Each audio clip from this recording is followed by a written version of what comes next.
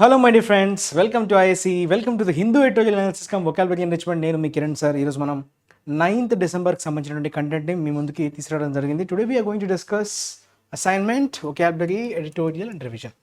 So ముందుగా మనం revision assignment సొల్యూషన్తో మన సెషన్ని స్టార్ట్ చేద్దామమ్మా. సో అసైన్మెంట్ సొల్యూషన్ విషయానికి వస్తే నిన్న మనం దీన్ని మీకు ట్రై చేయమని ఇవ్వడం జరిగింది. సో దీన్ని ఒక్కసారి మనం డిస్కస్ చేసుకునే ప్రయత్నం చేద్దాం. Assignment solution. Okay, yeah right. A constitutional bench headed by Chief Justice of India D.Y. Chandrachud is scheduled to pronounce on Monday its judgment in the challenge to the abrogation. Okay, Article 370 of the Constitution, which gives special privileges to Jammu and Kashmir. Okay, so ఇందులో మనం change చేయాల్సినవి ఏంటి అన్నది ఒకసారి గమనించే ప్రయత్నం అయితే చేద్దాం. సో ఇక్కడ చూస్తే కాన్స్టిట్యూషనల్ బెంచ్ అన్నాడు. ఇది ఇంతకుముందు కూడా నేను ఒకసారి చెప్పడం జరిగింది. కాన్స్టిట్యూషన్ బెంచ్ అంటారు. కాన్స్టిట్యూషనల్ అన్నది యాడ్జెక్టివ్గా మార్చాల్సిన అవసరం లేదు. కాన్స్టిట్యూషన్ బెంచ్ అనేది ఒక కాంప్లెక్స్, దాని ఏమంటామంటే నౌన్, కంబైన్డ్ నౌన్ అంటాం. ఓకే, కాంప్లెక్స్ నౌన్స్ అంటారు కదా. సో ఆ రెండు కంబైన్డ్ ఫామ్లో ఉండేటువంటి nouns. Constitutional bench, tooth paste, text book లాగా, రైట్. సో అవి రెండు నౌన్స్ కదా సార్, ఇది యాడ్జెక్టివ్ అనడానికి లేదు. ఎందుకంటే కాన్స్టిట్యూషన్ బెంచ్ మనం చదివేటప్పుడు, అందుకే రీడింగ్ హ్యాబిట్ ఉండేటప్పుడు ఈజీ అవుతుంది. కాన్స్టిట్యూషనల్ బెంచ్ అని చదివేటప్పుడు మీకు ఇబ్బందిగా అనిపిస్తుంది, ఎందుకంటే మీరు కాన్స్టిట్యూషన్ బెంచ్ అని చదువుంటారు. సో అది మీకు బ్రెయిన్లో రిజిస్టర్ అయి ఉంటుంది. సో కాన్స్టిట్యూషనల్ అని చదివేటప్పుడు రాంగ్ అని మీకు అనిపించాలి.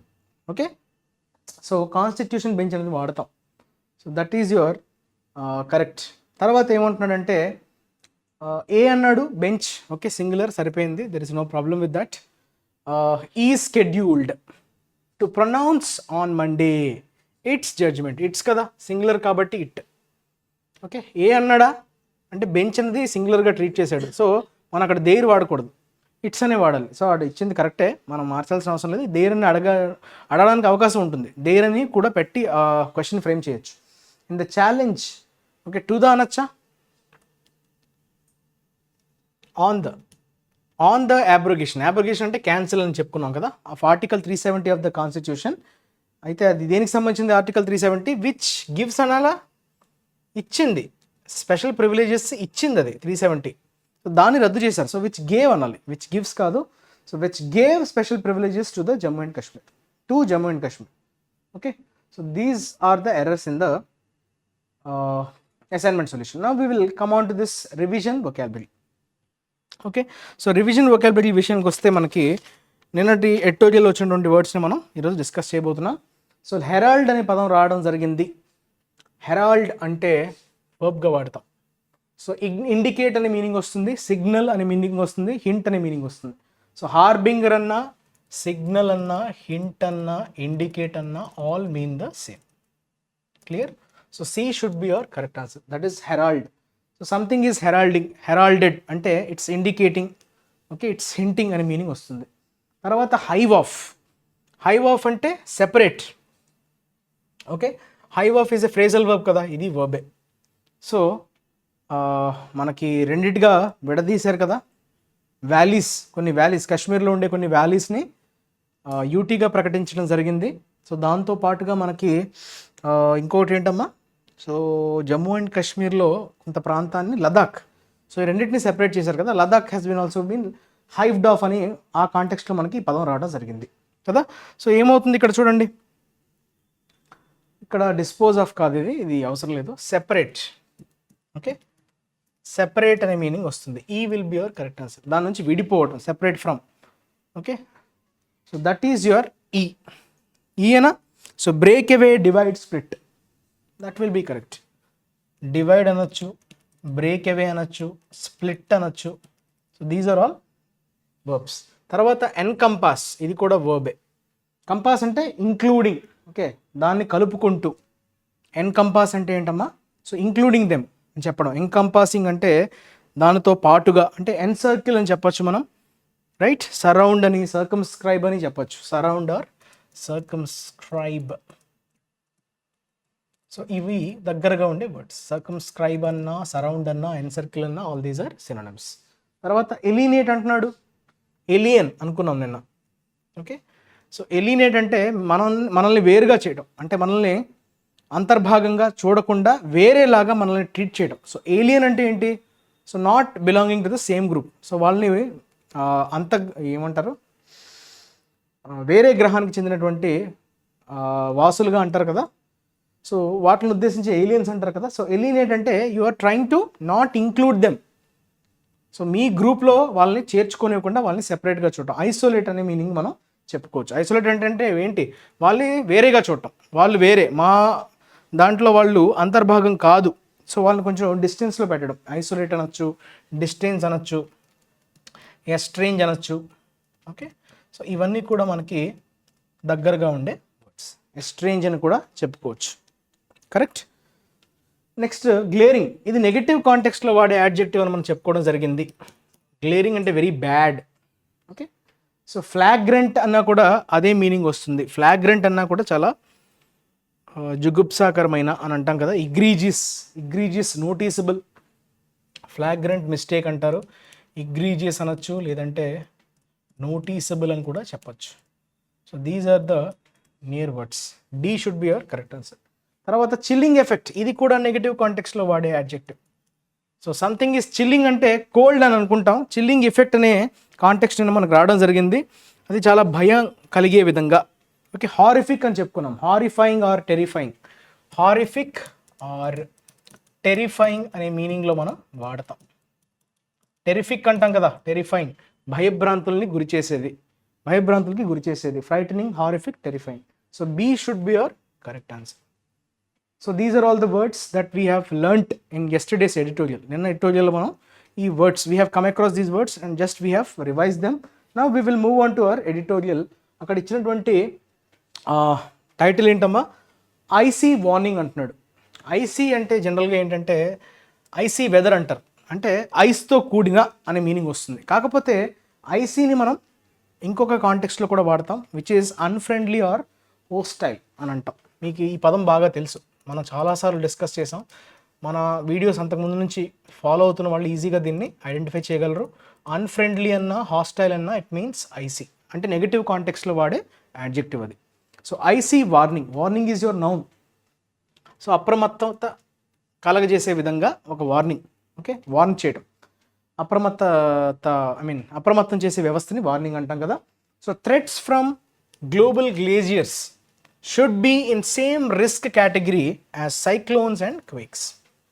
ఓకే, సో గ్లేజియర్స్ నుంచి వచ్చేటువంటి ముప్పు, థ్రెట్ అంటే ముప్పు కదా, సో అది కూడా సేమ్ రిస్క్ కేటగిరీలోనే ఉంచాలి. ఎలా అయితే సైక్లోన్స్కి, ఎర్త్క్వేక్స్కి మనం ఇన్ఫ్రాస్ట్రక్చర్ని బిల్డ్ చేసి వాటిని ఫోర్కాస్ట్ చేసే సిస్టమ్స్ని డెవలప్ చేసుకుంటున్నామో, గ్లేజియర్స్కి కూడా అటువంటి వ్యవస్థను అయితే ఏర్పాటు చేయాలి. వీటి వల్ల కూడా మనకి ముప్పు వచ్చే ప్రమాదం ఉంది అనే కాంటెక్స్ట్లో మనకి ఈరోజు సో ఇది కొంచెం ఎన్విరాన్మెంట్, క్లైమేట్ చేంజ్కి సంబంధించినటువంటి ఆర్టికల్గా మనకు అర్థమవుతుంది.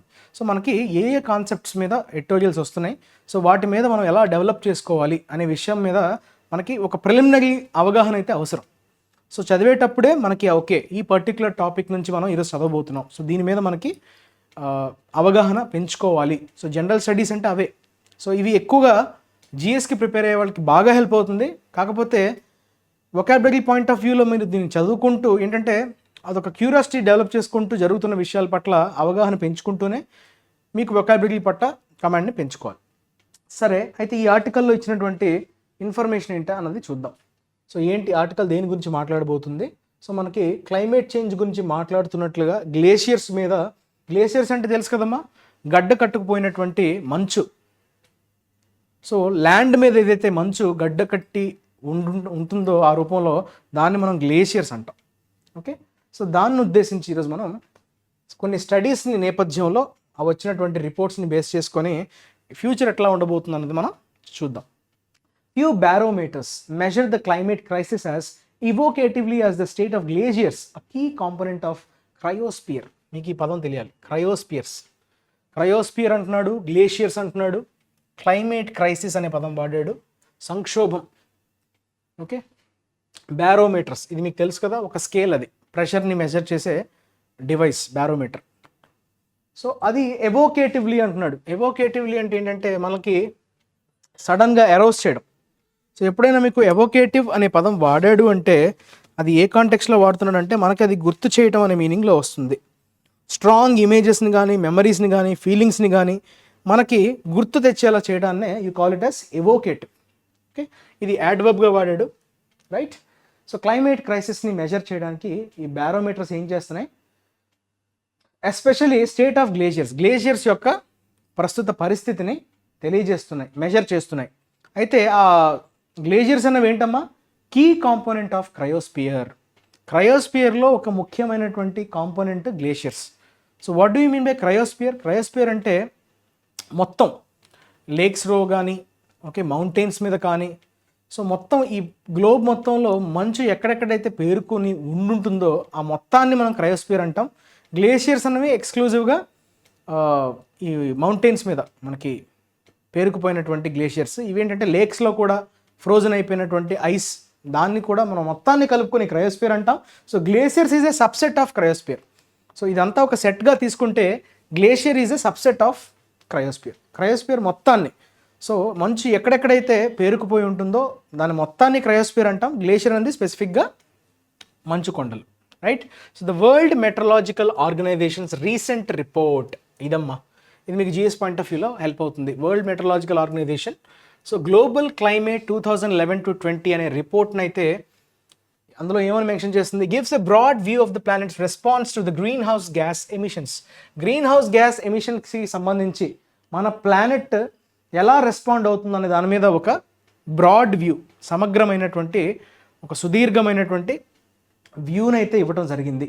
In the section on the state of glacier health, it points out that on an average the world's glaciers thinned by approximately a meter a year from 2011-20. So ఆ report ప్రకారం అంటే glacier health అంటే glacier యొక్క పరిస్థితి ఎట్లా ఉంది, so వాటిని indicate చేసేదే state of glacier health. So ఏమని పాయింట్అవుట్ చేస్తుందంట, యావరేజ్గా చూసుకుంటే వరల్డ్స్లో ఉండేటువంటి మొత్తం గ్లేషియర్స్ని కౌంట్ చేసుకొని అది మెల్లమెల్లగా ప్రతి ఇయర్ 1 మీటర్ థిన్ అవుతుందంట. సో దాని సైజు కరిగిపోతుంది. సో గ్లేషియర్స్ కరిగిపోవడం వల్ల ఏమవుతుంది, so that is indication of crisis, climate క్రైసిస్కి అది ఇండికేషన్. ఎప్పుడు గ్లేషియర్స్ సో ప్రతి ఇయర్ 1 మీటర్ చొప్పున థిన్ అయిపోతుంది, సైజ్ తగ్గిపోతుంది, ష్రింక్ అయిపోతుంది, కాంట్రాక్ట్ అయిపోతుంది. 2011 నుంచి 20 వరకు తీసుకున్నటువంటి స్టాటిస్టిక్స్ని బేస్ చేసుకొని వరల్డ్లో ఉండేటువంటి గ్లేషియర్స్ యొక్క ఓకే తరిగిపోతుంది, ఓకే దాని సైజ్ అన్నది థిన్ అయిపోతుందని చెప్తున్నాడు. వెన్ కంపేర్డ్ అక్రాస్ డెకేడ్స్, అంటే కొన్ని డెకేడ్స్ అంటే అక్కడ మీనింగ్ ఏంటి, 10 years, ఎవ్రీ 10 yearsని మనం కంపేర్ చేసుకోగలిగితే there is significant regional variability, అంటే యూనిఫామ్గా లేదు, ఒక్కొక్క చోట ఒక్కొక్కలా ఉన్నాయి, ఒక్కొక్క చోట బాగా తక్కువ, ఒక్కొక్క చోట కొంచెం తక్కువ. సో ఆ డిగ్రీ అన్నది వేరీ అవుతుంది, యూనిఫామ్గా అయితే లేదు. కాకపోతే overall pattern remains that glaciers in all regions of the world are becoming smaller. అయితే మొత్తానికి చూసుకుంటే డిఫరెన్సెస్ అయితే ఉన్నాయి, కానీ ఓవరాల్గా చూసుకుంటే కరిగిపోతున్నాయి, తగ్గిపోతున్నాయి, ష్రింక్ అయిపోతున్నాయి అనే విషయాన్ని మనం అర్థం చేసుకోవాలి. Overall pattern remains are becoming smaller. So మెల్లమెల్లగా వాటి యొక్క సైజుని అవి తగ్గించుకుంటూ ష్రింక్ అయిపోతున్నాయి. In fact some of the reference glaciers which are used to make long term assessments of glacier health have already melted away as the nourishing winter snow is completely melting away during summer. అయితే కొన్ని reference గ్లేషియర్స్ని మనం తీసుకుంటాం. అయితే sir ప్రపంచం మొత్తాన్ని చుట్టి ప్రతి గ్లేషియర్ని watch చేసి అప్పుడు రిపోర్ట్ తయారు చేస్తారంటే కాదు. సో కొన్ని రిఫరెన్స్ గ్లేషియర్స్ని బేస్ చేసుకొని రిపోర్ట్ అనేది తయారవుతుంది. వరల్డ్ మొత్తంలో వాళ్ళు లైఫ్ టైం సరిపోదేమో, అది కాదు కదా process. They will take few samples, ఆ శాంపిల్స్ని ఆధారం చేసుకునే కదా మనం ఎప్పుడైనా ఏదైనా సర్వే చేసేటప్పుడు కూడా will take a sample of something and based on that sample మనకి ఇంత ఉండొచ్చు అనే ఒక ప్రొజెక్షన్ని మనం డ్రా చేయొచ్చు. అదేవిధంగా ఈ రెఫరెన్స్ గ్లేషియర్స్ని ఆధారంగా చేసుకొని ఈ రిపోర్ట్స్ అనేవి తయారవుతున్నాయి. అయితే long term assessments of glacier health, అయితే రానున్న కాలంలో గ్లేషియర్ హెల్త్ ఎలా ఉండబోతుంది అన్న దాన్ని అసెస్ చేయడానికి ఈ రెఫరెన్స్ గ్లేషియర్స్ యొక్క రెఫరెన్స్ అనేది మనకు బాగా హెల్ప్ అవుతుంది. అయితే హ్యావ్ ఆల్రెడీ మెల్టెడ్ అవే, అయితే ఆ రెఫరెన్స్ గ్లేషియర్స్ ఏదైతే మనం తీసుకుంటామో రిపోర్ట్స్ని తయారు చేయడానికి అవి కూడా మెల్ట్ అయిపోతున్నాయంట. As the nourishing winter is completely melting away during సమ్మర్లో బాగా పేరుకుపోయినటువంటి, అంటే వింటర్లో మనకి జనరల్గా ఏమవుతుంది, స్నో పేరుకుపోతుంది. సమ్మర్కి వచ్చేసరికి ఆ గ్లేషియర్స్ అనేవి ష్రింక్ అవుతాయి, మెల్ట్ అవుతాయి. సో అదే అక్కడ చెప్తున్నాడు, ఆ పర్టికులర్ రెఫరెన్స్ గ్లేసియర్స్కి సంబంధించి కూడా అవి మెల్ట్ అయిపోతున్నాయి సమ్మర్, అంటే వింటర్లో పేర్కొన్నటువంటి స్నో మొత్తం సమ్మర్కి వచ్చేసరికి మెల్ట్ అయిపోతుంది. In Africa, glaciers on the Rwenzori Mountains and Mount Kenya are projected to disappear by 2030. 2030 కల్లా ఈ గ్లేజియర్స్ ఏవైతే ఉన్నాయో మెన్షన్ చేశాడు కదా, వెన్జోరీ మౌంటైన్స్ అండ్ మౌంట్ కెన్యా, ఈ రెండు మౌంటైన్స్ మీద పేర్కొన్నటువంటి ఈ మంచు స్నో దాన్ని గ్లేజియర్స్ అంటున్నాడు.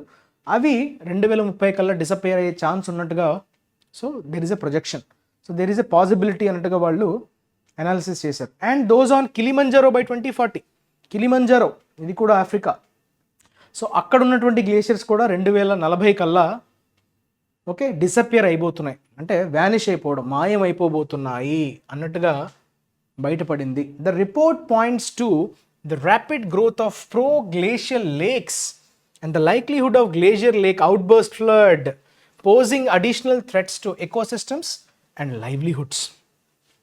ఇంకొక విషయాన్ని కూడా పాయింట్అవుట్ చేసే ప్రయత్నం చేసింది ఆ రిపోర్ట్. ఓకే, ఏమని పాయింట్అవుట్ చేస్తుందమ్మా? Proglacial lakes, so lakes కూడా పెరిగే అవకాశం ఉంది, ర్యాపిడ్ అంటే చాలా ఫాస్ట్గా గ్రో అయ్యే అవకాశం ఉంది. అలానే అవుట్ బర్స్ట్ ఫ్లడ్ అంటారంట, glacier lake out burst flood, GLOF.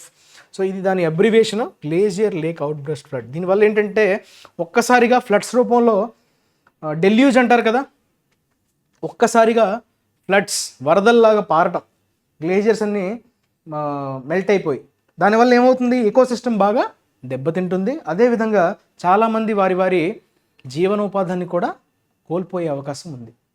The reports singled out how water from glacial melt contributed to one of the decade's worst flooding disasters, the Uttarakhand floods of June 13. June 2013లో మనకి ఉత్తరాఖండ్లో కొన్ని వరదలు వచ్చాయి. ఆ వరదలకి కారణం ఏంటంటే, ముఖ్యమైనటువంటి కారణం ఈ గ్లేషియల్ మెల్ట్ వల్లనే. మన 10 yearsలో అంత ఘోరమైనటువంటి డిజాస్టర్ ఇప్పుడు కూడా ఫ్లడ్స్ రూపంలో రాలేదు. ఉత్తరాఖండ్ ఫ్లడ్స్ అనేవి 2013లో చోటు చేసుకోవడం జరిగింది, అది కూడా మెల్టింగ్ ఆఫ్ గ్లేషియర్స్ వల్ల. సో ఆ రిపోర్ట్ దాన్ని కూడా సింగిల్ అవుట్ చేసింది, దాన్ని కూడా అంటే సింగిల్ అవుట్ చేయడం అంటే ప్రస్తావించడం, స్పెషల్గా దాని గురించి ప్రస్తావించడం, సో దాన్ని ఎక్స్క్లూజివ్గా మెన్షన్ చేయడం అనే కాంటెక్స్లో మనం సింగిల్ అవుట్ అనే ఫ్రేజల్ వర్బ్ని వాడతాం. సో ఎక్స్క్లూజివ్లీ మెన్షన్ అంటే అది అంత సిగ్నిఫికెంట్ అని చెప్పడం, అంత స్పెషల్ అని చెప్పే కాంటెక్స్లో మనం సింగిల్ అవుట్ అనే ఫ్రేజల్ వర్బ్ని వాడతాం. ద ఫ్యూరీ ఆఫ్ అ గ్లోఫ్ అంటే ఇందాక చెప్పాడు కదా, ఓవర్ఫ్లో అన్నాడు కదా, అవుట్బర్స్ట్ ఫ్లడ్.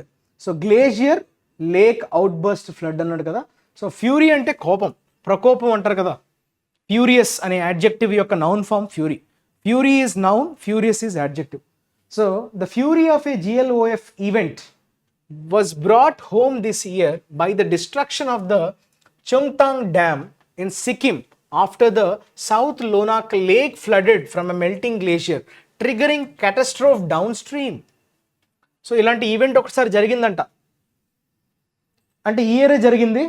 సో చుంగ్టాంగ్ డ్యామ్ అనేది కంప్లీట్గా డ్యామేజ్ అయిపోయింది, కంప్లీట్గా డిస్ట్రక్షన్కి గురైందంట. అది ఎక్కడుందమ్మా? చుంగ్టాంగ్ డ్యామ్ సిక్కింలో ఉంది. అది సౌత్ లోనాక్ లేక్ ఫ్లడ్ అయిపోయింది. Because of that glacier melt అవ్వడం వల్ల ఈ సౌత్ లోనాక్ అనే పేరుతో గల లేక్ ఏదైతే ఉందో ఆ డ్యామ్ని కంప్లీట్గా డిస్ట్రక్ట్ చేసి పడేసింది. దానివల్ల ఏమైంది, డౌన్ స్ట్రీమ్ బాగా ట్రిగ్గరింగ్ కెటాస్ట్రోఫ్ అంటే అక్కడ మీనింగ్ ఏంటమ్మా? డిజాస్టర్, వైపరీత్యం. డౌన్ స్ట్రీమ్లో విపరీతమైనటువంటి కెటాస్ట్రోఫ్కి గురైంది. Earlier this year a separate report by the International Center for Integrated Mountain Development found that the disappearance of glaciers in the Hindu Kush Himalayas was 65% faster in the 2010s than in the previous decade. ఒక separate report, ఇక్కడ ఈ report ఎవరిస్తున్నారమ్మా? International centre for integrated mountain development. ఇది మీకు important, చూసారా?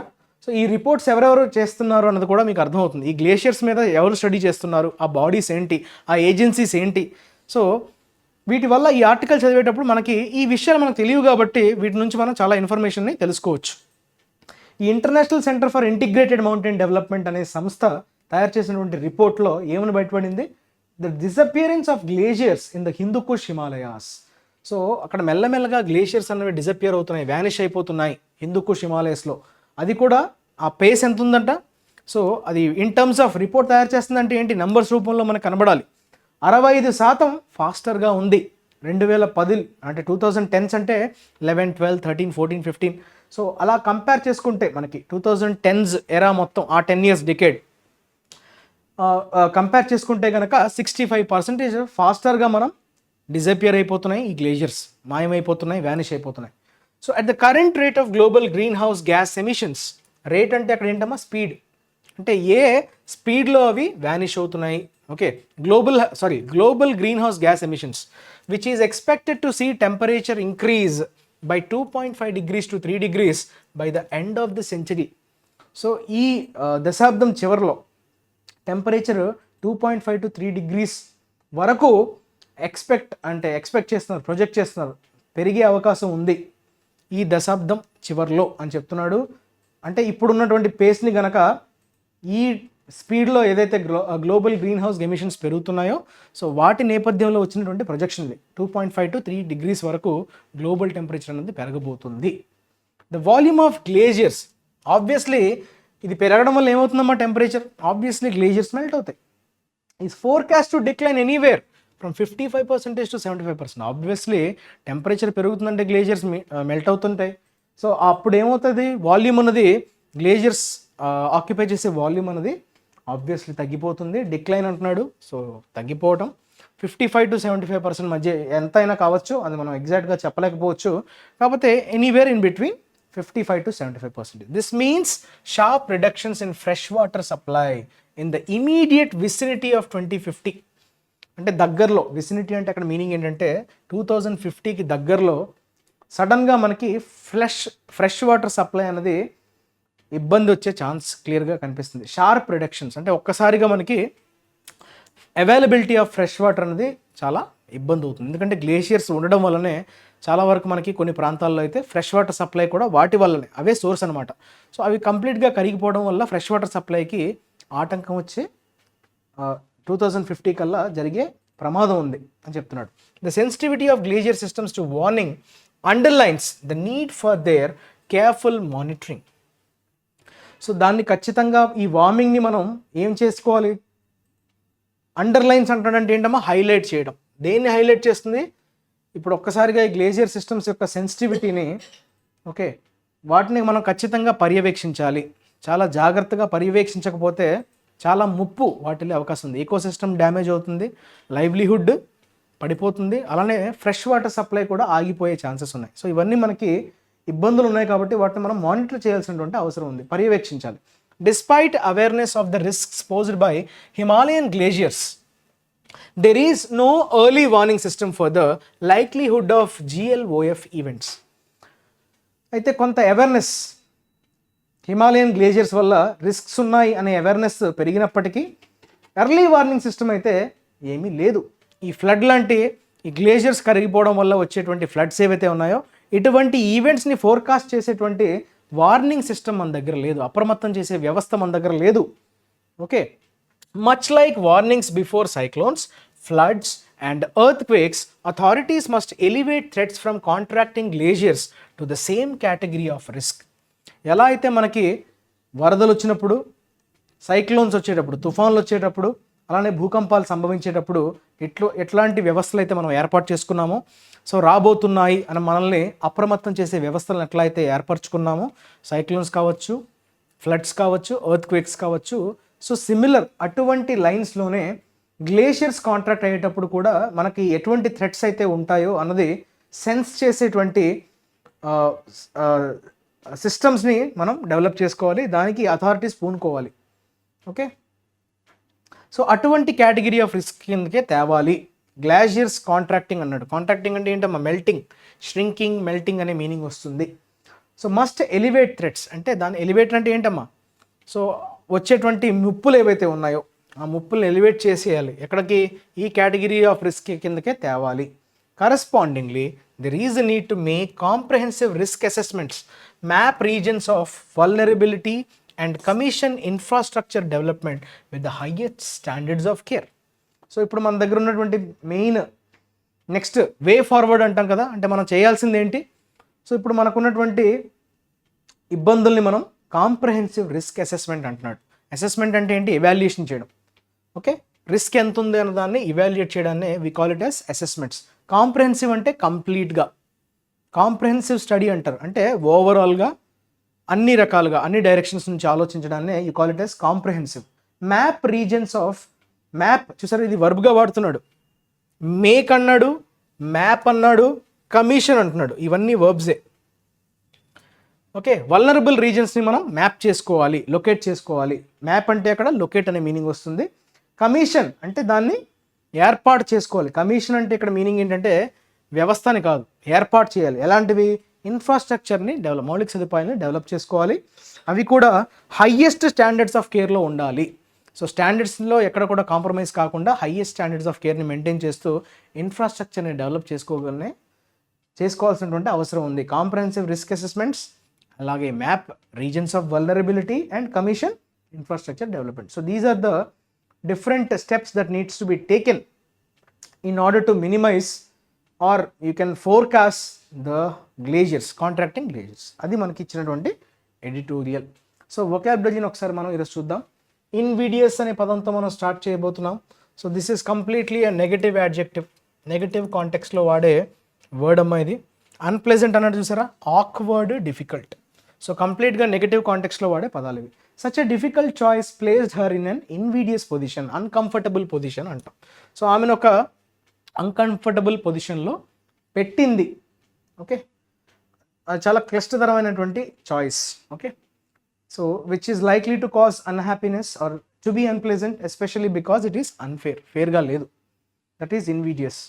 తర్వాత bigotry, ఇది కూడా నెగటివే. What you mean by బైగాటరీ?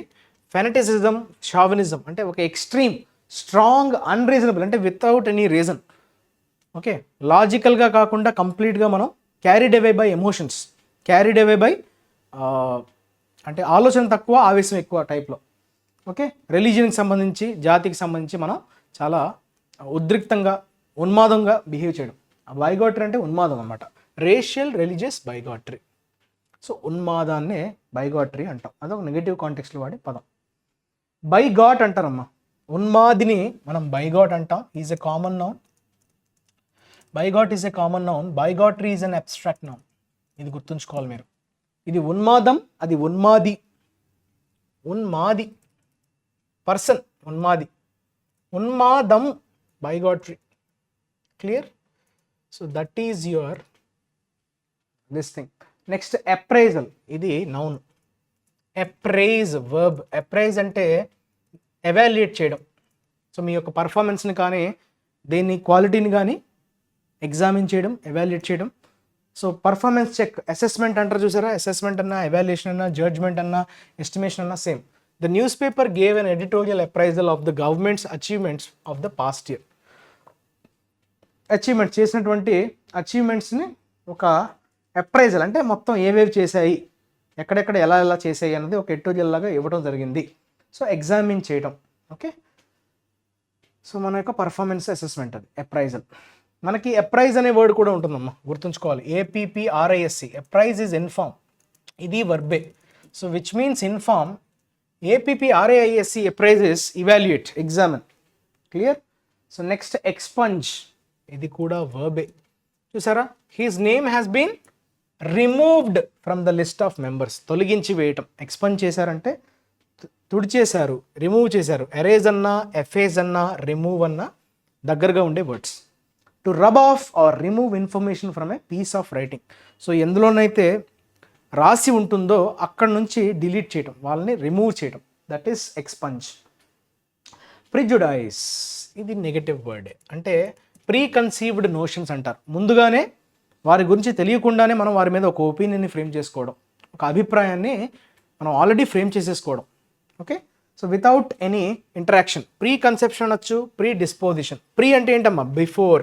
So ముందుగానే మనం ఒక ఒపీనియన్ని ఫ్రేమ్ చేసుకోవడం, అది చాలా మంచిది కాదు. Laws against racial prejudice must be strictly enforced. So దానికి వ్యతిరేకంగా చేసేటువంటి ప్రిజుడైస్. రేషియల్ అంటే ఏంటమ్మా? జాతికి సంబంధించినటువంటి కొన్ని ఓకే స్టీరియో టైప్స్ అనొచ్చు, ప్రిజుడైస్ అనొచ్చు. ఓకే, ప్రీ కన్సీవ్డ్ నోషన్ అని అంటాం. So an unfair and unreasonable opinion or feeling especially when formed without enough thought or knowledge. So ఎటువంటి నాలెడ్జ్ లేకుండా ఆలోచించకుండా వారి మీద మనం ఊరికనే ఒక మాట అనేసుకోవడం, దట్ ఈస్ అన్ఫేర్ అంటున్నాడు, అంటే నెగటివ్ అని. సో ఇట్స్ అ నెగటివ్ నా ప్రిజుడైస్. యాక్రిమోనియస్, యాక్రిమనీ అనే నౌన్ యొక్క adjective form, this is noun, negative context, ఇది కూడా నెగటివే. యాక్రిమోనియస్ అంటే కొంచెం ఎలా చెప్పచ్చు, బిట్టర్ ఆర్గ్యుమెంట్ అంటారు, బిట్టర్, చేదుగా ఉండడం. ఓకే, యాక్రిమోనియస్ డిబేట్ అంటే అంత సాఫీగా సాగట్లా. So there is a controversy, నిండింది, కాంట్రవర్సీతో కూడుకుంది. Their marriage ended 8 years ago in an acrimonious అంటే శాంతిపూర్వకంగా జరగలేదు, గొడవలతో, ఘర్షణలతో, ఫుల్ ఆఫ్ యాంగర్, ఆర్గ్యుమెంట్. చూసారా, negative, bad feeling. Bitter, caustic, acerbic, ఇవన్నీ కూడా నెగటివ్ అడ్జెక్టివ్స్. యాక్రిమోనియస్. కన్సాలిడేట్, ఇది వర్బ్. కన్సాలిడేటెడ్ డేటా, ఇది యాడ్జెక్టివ్గా వాడతాం, consolidated, this is adjective. Consolidation, this is noun. Consolidation అంటే అన్నిటినీ కలుపుకొని ముందుకు తీసుకెళ్ళడం, consolidation, consolidation. Okay, so unite అనొచ్చు, మర్జ్ అనొచ్చు. Consolidated data, consolidated information. So దేన్నైనా మీరు కన్సాలిడేట్ చేస్తున్నారంటే డిఫరెంట్ సోర్సెస్ నుంచి తీసుకొచ్చి ఒక దగ్గర పెడుతున్నారు, యూనైట్ చేస్తున్నారు. To combine several things. చూసారా, the two firms consolidated to form a single company, merge అయిపోయి. ఇక్కడ మెర్జ్ అనే మీనింగ్ వస్తుంది, చూసారా, that is consolidated. Next assignment చూద్దామా. చూడండి అమ్మా, ఈరోజు ఇచ్చినటువంటి అసైన్మెంట్ని ఒకసారి మీరు జాగ్రత్తగా ఆన్సర్ చేసే ప్రయత్నం చేయాలి. So please take this seriously and I expect everyone to answer this. Today is Saturday, so you can anyway go through the question and you can answer, mention it in the comment section. So the curtains gone up at the capital for the 28th edition of the International Film Festival of Kerala on Friday.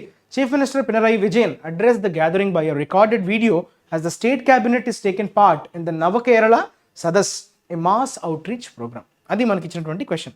So దీన్ని మీరు ఖచ్చితంగా comment సెక్షన్లో mention చేయండి, ఎక్కడెక్కడ errors అయితే కనిపించాయో వాటిని మళ్ళీ మనం మండే ఈ అసైన్మెంట్ సొల్యూషన్లో మనం డిస్కస్ చేద్దాం. మీ ఫ్రెండ్స్తో షేర్ చేయండి, వీడియోని ఖచ్చితంగా లైక్ చేయండి. అలానే stay tune to IAC. Thanks for watching. మళ్ళీ మండే కలుసుకుందాం. అంతవరకు take care, have a great day. Your Kiran sir signing off.